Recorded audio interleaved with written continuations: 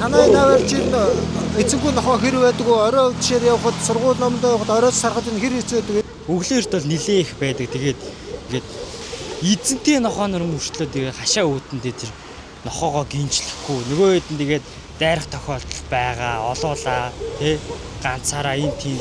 Тэгээ хүүхдүүдэд бол хэцүү л гэдэг байна. Нохоо байдаг гэсэн үг нохоо. Дахин төлөлтөнд ороод одоо шинээр орон сууцнд орохдоо хүмүүсээс ингээд нохоогоо одоо орон сууц руу нүүж орохдоо нохоогоо эзэн хаях тохиолдол байна. Байдаг шүү дээ. Зөндөө айлууд байгаа шүү дээ. Нохоотой айлууд нохоогоо яаж ч чадахгүй тэгээд архаг. Тэр нохоонууд бас хэцүү л гэдэг байна. Тэжээвэр байж байгаа л гэг мэдхэн эзэн ингээл одоо яхаарахгүй хаяад явдаг. Тэгэл нөгөөдөл чинь залбин болоод энэ яагаад хүмүүс нохоогоо ингээ хайчт юм бол тэр эзэн нь яагаад Одоо бодвол тэгээд эзэн л хайнгал байлгүй дээ. Тэгээ нохтон ч гэсэн тэгээд хашаа орооноос гарч өвдөө шалтгаан тэгээ хоол ундын жолигтой өгдөггүй байлгүй. Нэг удаа нохоонд хазуулж агаад тэгээд нилээ хаширсан. Одоо бол нэг нохооны нэг жоохон айцтай л байдаг да. нохоонд хасуулж ирсэн юм уу те? Ахаа. Нэг доонд яаж яваад вэ? Нэг хамаатанд очижсэн бохгүй юу? Тэгсэн чинь нэг нохойсон тэнд нь тэгээ хазуулчихсан бохгүй юу? Орой удаас одоо хүүхдүүдээ ингээ аваа явна те эзэнгүй нохооч ингээ амар дайраад байдаг тий. Хэцүү юм. Ер нь уяатай байгаа тэгээ зөөл гэж хүсэж байна.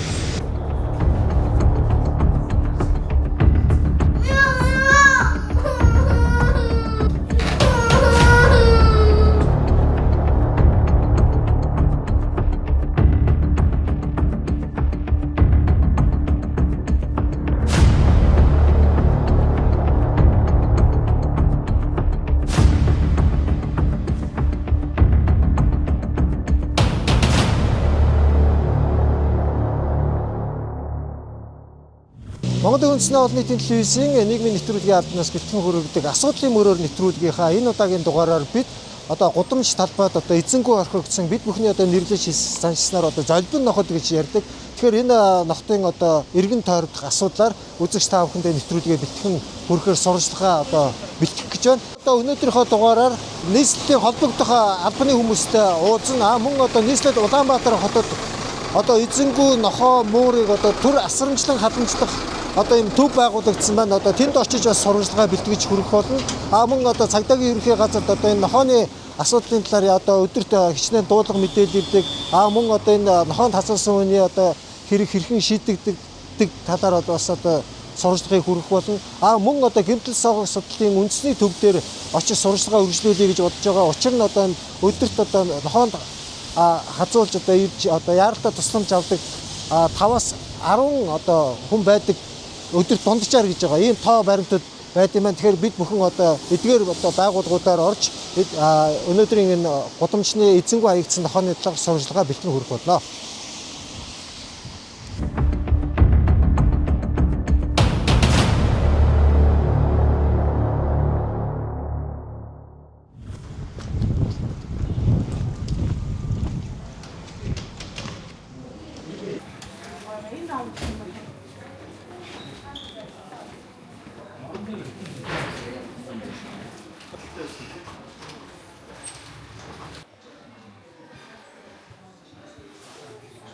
Сайн байна уу чи?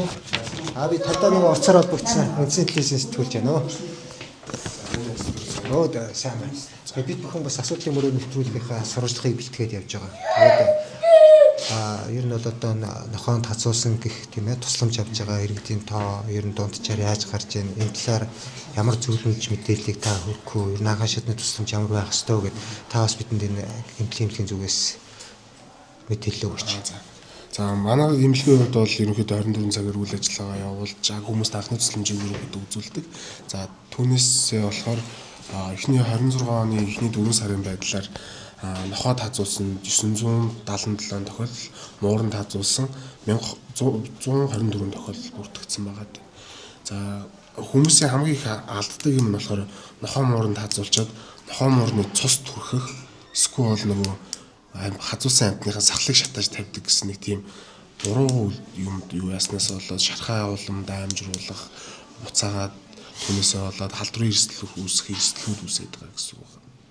За бусдаар бол ерөнхийдөө арсны бүрэн бүтэн байдал алдагдсан л ерөнхийдөө хазагдсан гэж тооцдог бидний хувьд.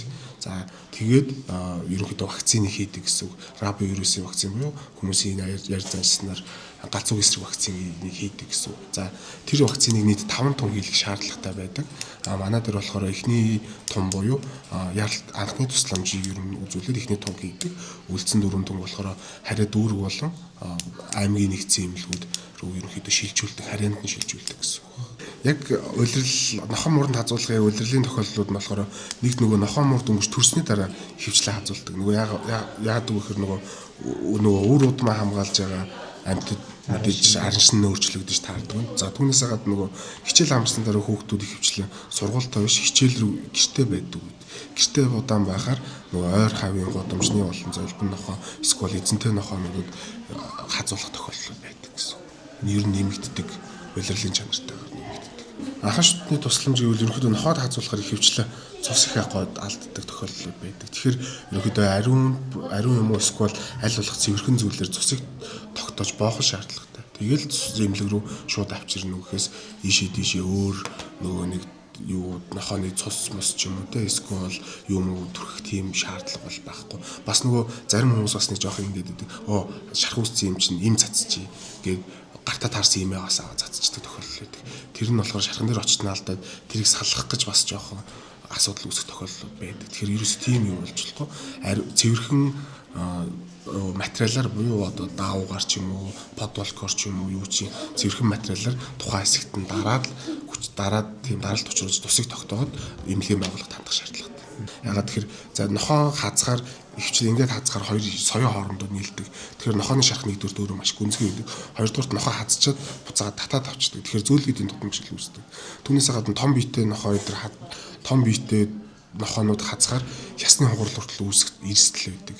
За түүнээсээ гадна яг байршлаасаа хамаарат зарим тохиолдолд судасны гэмтэл үүсэх тохиолдол байдаг. Судасны гэмтлүүдийн үед бол яралтай хагалгааны асуудал болон бусад асуудлууд яригддаг учраас ер нь бол цус тогтоогоод шууд эмнэлгийн байгууллагад хандах шаардлагатай. Тэгээд ерөнхийдөө өнгөрсөн жил мууранд хазуулсан хүмүүс их байсан. Энэ жил болохоор нохоонд хазуулсан хүмүүс түүнээсээ жоох их байгаа тохиолдол бол байна. Тий. Даамтнуудаас зөвлөмж мэдээлэл өгсөн танд баярлалаа. Баярлалаа.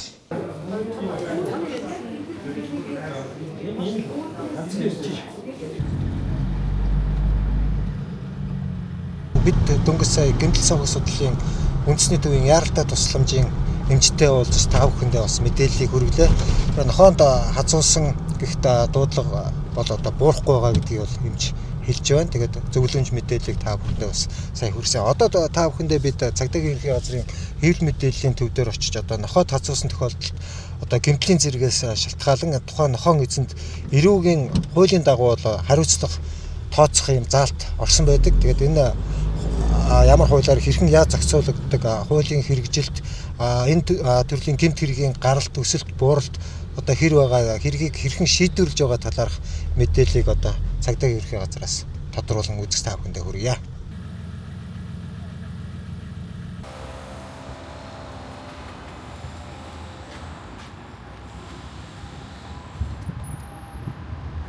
Сүүлийн үед бол одоо гэр оролдлын дахин төлөвлөлт явуулснаас хойш бас эцэнгүй нохтын одоо тоо эрс өсөж байгаа ч гэх юм уу те асуудлууд их байна. Ер нь цагдаагийн байгууллагад одоо нохоонд хазуулсан гэх дуудлага мэдээлэл хэрэг ирдгийг. За орчиндөө аюул учруулж болох амьтныг зохих хамгаалалтгүй байлгасны улмаас за хүний эрүүл мэндэд одоо хүн тохирол учруулсан бол одоо 450-аас 5 сая 700 мянган төгрөгөөр торгох. За мөн одоо тодорхой хугацаанд нийт тустай ажил хийлгэх ийм одоо эрүүгийн хуульд бол хуульчлаад өгсөн байна. Тэгэхээр энэ гэмтрэгөө улмаас одоо хүний биед одоо хүн тохирол учрах за мөн одоо бусад хүний амнаас хөрсөн тохиолдолд бол за 1 жилээс 5 жил хугацаагаар хоригоо шийтгэнэ гэж заасан.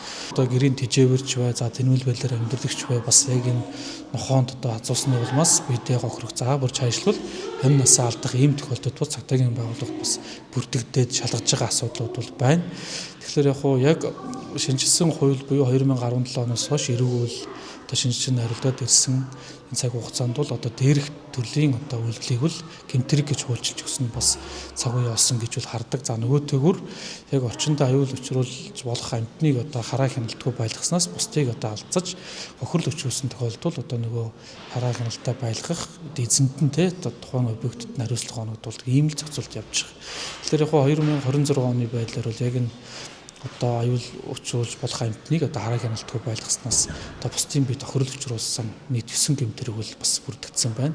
За нөгөөтэйгүр одоо эрүүгөө уйлдвал хүндэвтэр хүнд за шаажлаад амнасаа алдсан тохиолдол бас гэмтрэг гэж үзэж байгаа бол нөгөө одоо жижигхэн хэмжээний те шарах соруу үлдээдэг гэдэг ч юм иймэрхүү байдлаар бол нөгөө хөнгөн хохирол учруулсан тохиолдолд бол зөрчлийн тухай хуулиар одоо шийтгэл оногдуулдаг ийм зохицуулалт үргэлжлээд явж байна.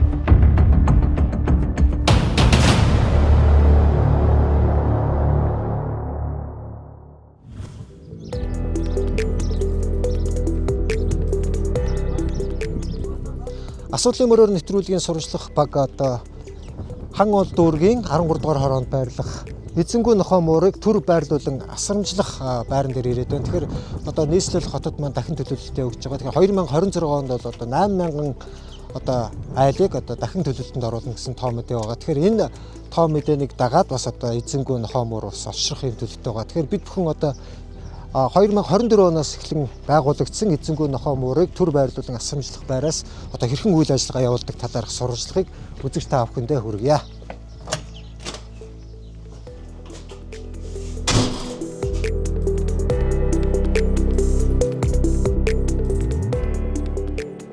Ер нь бол одоо залбин нохой муур, мөн одоо хаягдсан нохой муур гэдэг асуудлууд их байна л дээ. Ялангуяа нийслэлд. Тэгэхээр бид бүхэн бас одоо эдгээр нохой муурыг одоо хаана яаж иргэд одоо хүргэж их ёстой тийм ээ. Эсвэл гудам талбайд ингээ эзгүүтсэн зүйлүүд их бод ингээд одоо ийм асрамжлах төв байр гэж байна л да. Шинээр нэгц болтой. Тэгээ бид их зорж ирээд энд одоо нөхцөл байдал ямар байна? Газар дээрээс нь бас сурвалжлага бэлтгэе гэж зорж ирж байгаа. Тэгээ бас танаа дээрээс асуудлууд юу байна? Би энд одоо мал хэмжээр ажиллаад жил болох гэж байна. Манай энэ одоо улсын нохой муурны асрамжлах төр байр нь одоо 2024 оноос хойш үйл ажиллагаа явуулж байна. Одоогийн байдлаар бол нэг 4 хүнтэй яг улирлын чанартайгаар хүн нь бол нэмэгдээ явдаг.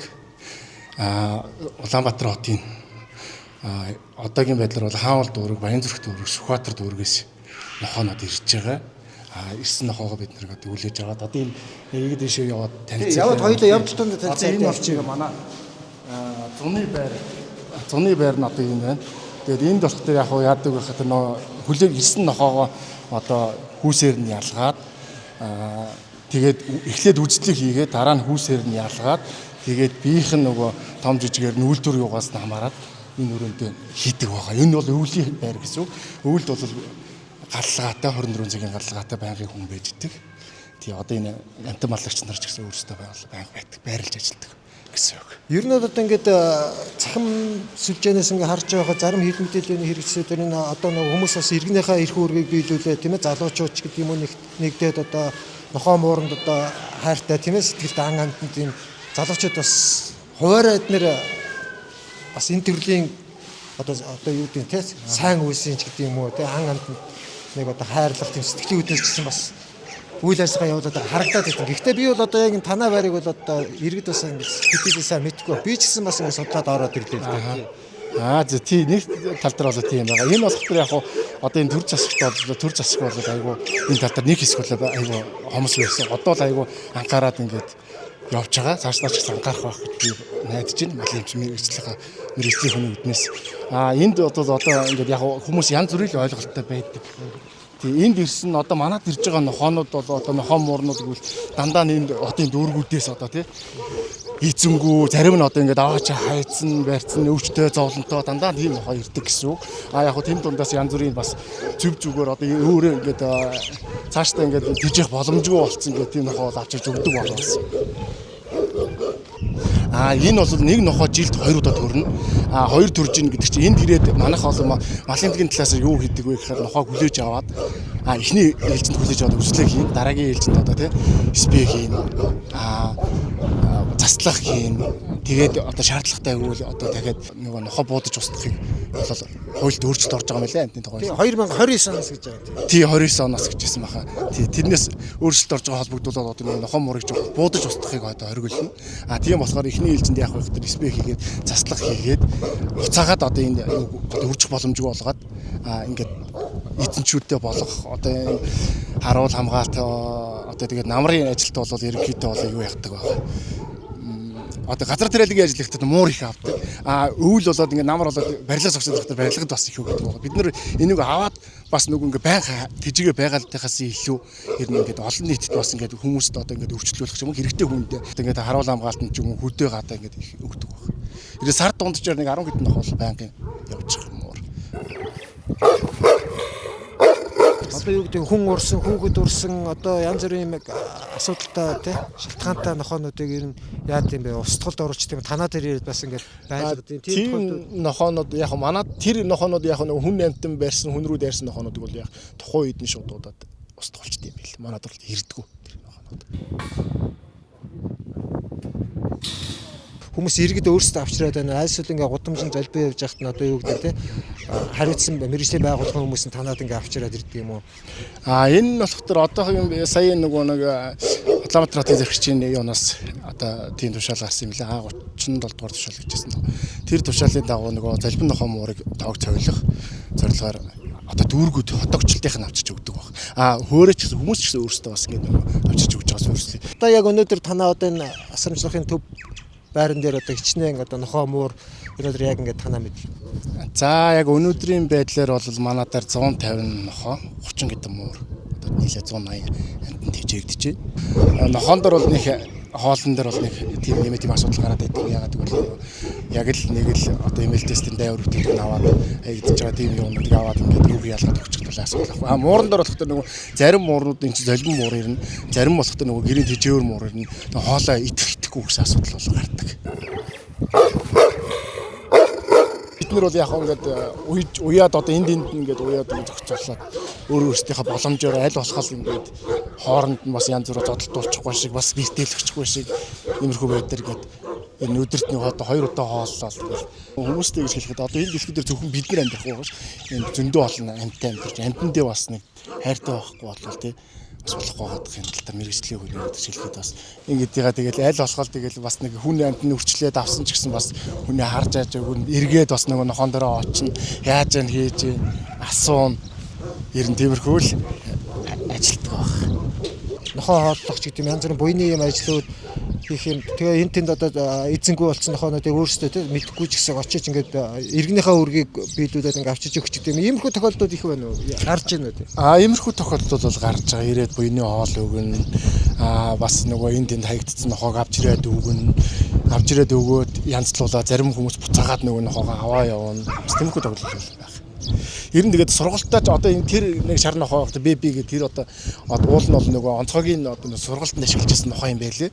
Тэгээд одоо болох тэр яг хуу цааш нөгөө нохооч бас янз бүр байд юм байна л. Тэгээд сургалтанд яаж нөгөө санах байгаа марцдаг гинэ. Тэгээд одоо энэ цаашдаа сурах боломжгүй болчихлоо гэж саяхан авчирч өгсөн. Одоо авчирч өгөхөөс 2 сар болж байгаа нохоо. Барагцаагаар нэг 50-аас 60 нохоо ирж байгаа сард. Яалчгүй шаардлага гарууд тэгэл унтуулах ажил. Яг ямар шаардлага гараад ямар ч юугүй болох юм бол яалтчгүй унтуулахаас аргагүй болдог. Унтуулдаг.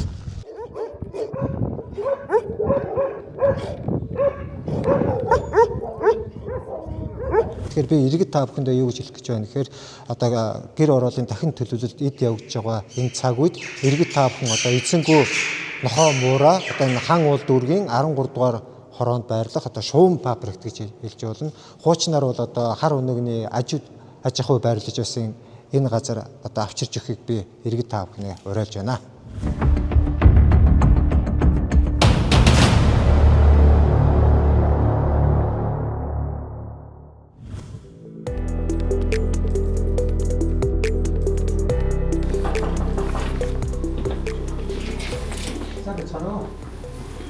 Миний холбогдоод байсан учраас за та хайшна. Санаа шахах гэж байна. Та шахах. гэрийн дэжимлантын тухай хууль 2024 оноос бас хэрэгжээд эхэлчихлээ шүү дээ тийм ээ. Энэ тал дээр ч гэсэн бас нийслэлийн зүгээс одоо холбогдох мэргэжлийн байгууллагуудын зүгээс ч гэсэн энэ тал дээр ажлуудыг хийж байгаа баг. Эзэнгүү нохоо мууран дээр яг энэ жилдээ бол тодорхойлсон 3 арга хэмжээ авахар төлөвлөлөд явж байна. Нэгдүгээрт нь асрамжлах байрныхаа эзэнгүү нохоо муурыг асрамжлах байр нэг байгаа. Тэрнийга тоо хэмжээг нэмэгдүүлээ. Тэрнийгээ одоо нэг баруун чиглэлтэй байгаа учраас энэ жилдээ зүүн чиглэлтэй нэг шинээр төлөвлөлөөд ашиглалтанд оруулъя. Нэг тэрэн дээр нэг газрын албатай газар судалгааны түвшиндээ явж байна. За хоёрдугаарт нохоо муурыг бүртгүүлжүүлэх асуудал байгаа. Одоо яг тодорхой тооны яг хэлж статистик тоо бид байхгүй. Статистикийн газраас гаргаж ерөнхий тоогоор явж байгаа. Тэгэхээр яг гэрийн дэжээвэр амттанд нэг тухай хууль заасны дагуу бүртгүүлжүүлэх үүрэгтэй. Тэрнийхээ дагуу бүртгүүлжүүлэх ажлыг энэ жилдээ зохион байгуулсан. За эцсүүлд нь яг нохоо мууранд СП хийх ажил маань одоо 6 дугаар сараас эхлээд хийгдэхээр нэг 4,000 орчим нохоонд хийгдэхээр бэлтгэл ажил нь бүрэн хангагдсан. Одоо дүүргүүтэйгээ мэдээлэлээ солилцоод бүртгүүлжүүлэх ажил маань явж байгаа. За тэр буудаж унаага гэж хэлдэг бол гэрийн дэжимлантын тухай хууль 2023 онд батлагдаад 24 оны 1 сараас хэрэгжиж эхэлсэн. Энэ хуулийн дээр 2029 оны ноос эхлээд буудаж устгахыг хориглож байгаа. Одоо яг Улаанбаатар хотын хэмжээндэр нэг 160,000 орчим эзэнгүү нохоо муур байна гэдэг тоо байгаа. Тийм. Тэгэхээр ер нь энэ өсөлт нь яадаг гэхээр жилдээ 6-аас 12 гүлэг гаргадаг.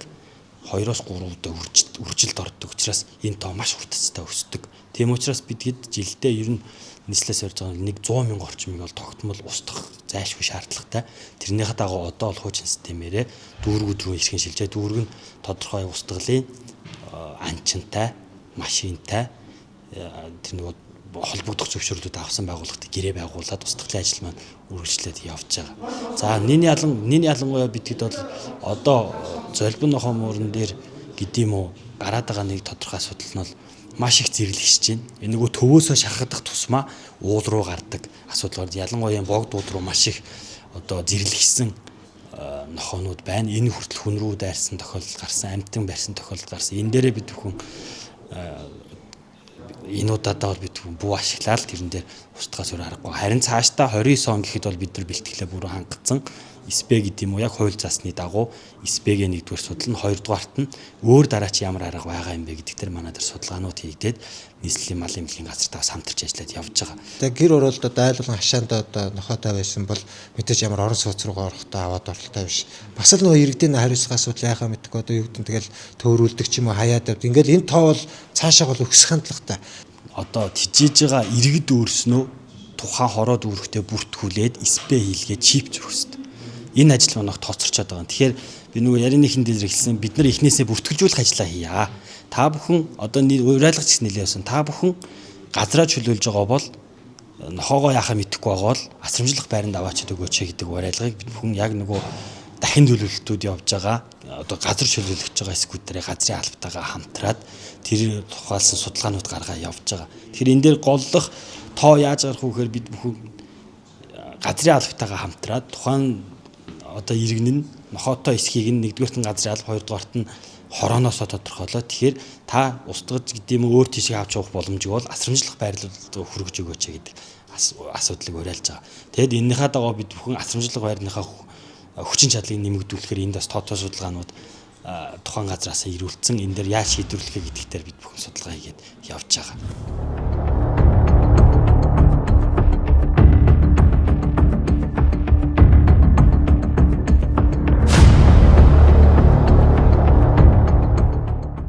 Асуудлын мөрөөр нэвтрүүлгийнхаа энэ удаагийн дугаараар бид одоо нийслэл хотод маань эд бүтээн байгуулалт өрнөж байгаа гэр орооллын дахин төлөвлөлт эд явагдаж байгаа. Энэ үед бид бүхний бас хөндөх нэг сэдв бол яах аргагүй одоо эзэнгүү хаягдж байгаа эзэнгүү одоо муур нохооны асуудлын эргэн тойронд гэсэн юм сэдв байлаа. Тэгэхээр бид бүхэн энэ удаадаа яг холбогдох мэргэжлийн байгууллагын хүмүүстэй уулзаж тэдний бас байр суурийг хүргэлээ. Тэгэхээр нийслэл Улаанбаатар хотод маань одоогоор 160,000 гаруй одоо эзэнгүү нохоо муур байна гэсэн тоон судалгаа мэдээ байд юм байна. Тэгэхээр цаашаа ч гэсэн энэ тал дээр төр засгийн зүгээс ч гэсэн иргэдийн зүгээс ч гэсэн одоо анхаарлаа хандуулах цаг нэгдээ болсон гэдгийг өнөөдөр асуудлын мөрөөр нэвтрүүлгийнхаа сурвалжлагаар үнэн үзүүллээ. Ингээд дараагийн асуудлын мөрөөр нэвтрүүлгээр иргэн уулзлаа баяртай өсгөж.